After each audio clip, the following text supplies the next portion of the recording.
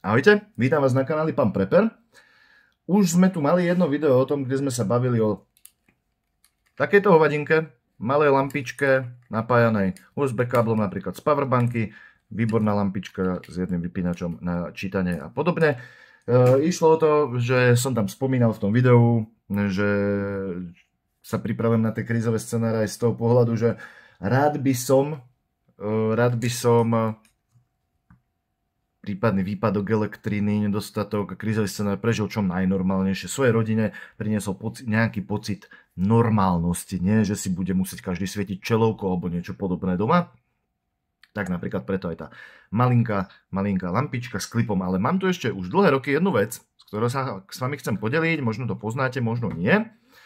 Je to takáto žiarovka. K tej žiarovke nebude to vyzerať buhvie ako, je proste 3-metrový kábel z micro USB na konci a zakončený takýmto maličkým solárnym panelom. Ten solárny panel má na konci obojstrannú lepiacu pásku a tým pádom sa dá niekde krásne nalepiť zvonka okna, pretiahnete ten kábel doprostred miestnosti, 3-metrový, dám to na bok a ten maličký solárny panel presne stačí na to, aby ste nabíjali túto žiarovku. Tá má v sebe akumulátor, ako vidíte má krásny háčik na zavesenie, čiže niekde v krízovom scenári si to dáte pekne, zavesíte pod luster, ten 3-metrový kábel dotiahnete do okna, zvonka nacapíte na tú obojstrannú pásku, bude vám to krásne, naozaj ten maličký panel krásne stačí na to, aby pri zatiahnutej oblohe vám ten akumulátor v tejto žiarovke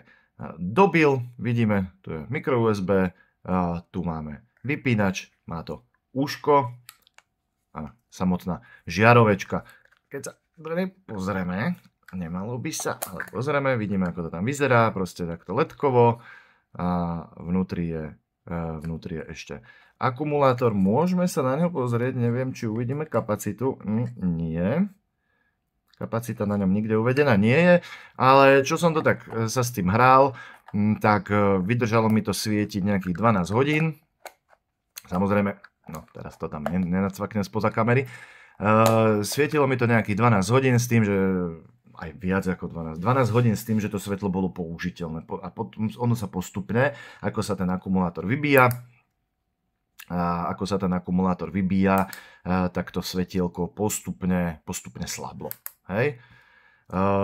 Tuto není vidno na tej kamere, úplne v pohode, na taký bežný život, nehovorím, že si pri tom budete luštiť krížovky, ale veľkú miestnosť v dome, v byte to osvieti tak, že vidíte, nezabijete sa, viete pri tom existovať, viete sa pri tom rozprávať. Za celý deň to nemá, ten mini solárny panel nemá problém tento mini akumulátor nabiť a akumulátor vydrží dosť dlho. Takže za mňa taký malý tip, na čínskych obchodoch to nájdete za pár korún, niektorí prekupníci to predávajú aj u nás za totálne nezmyselné peniaze.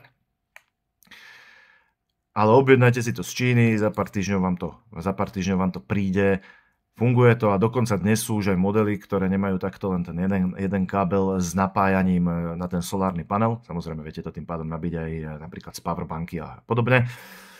Keby sa vám to vybilo a zabudli ste to dobiť počas dňa.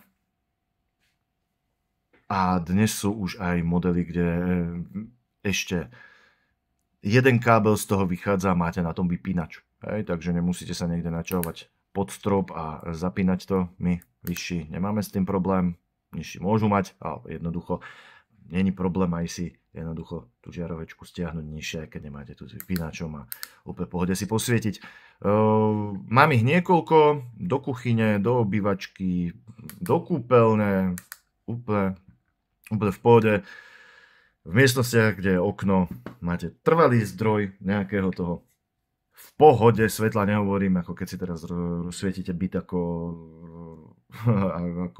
na štadióne, ale je to svetlo, pri ktorom dokážete existovať. Nezabijete sa o nabytok, viete posedieť, porozprávať sa, viete sa pritom nájsť, prebrať nejaké plány. Za mňa tak. Máte niečo podobné? Dajte mi vedieť dole do komentárov. Zanechajte like, poprípade odber a vidíme sa niekedy na budúce. Ahojte.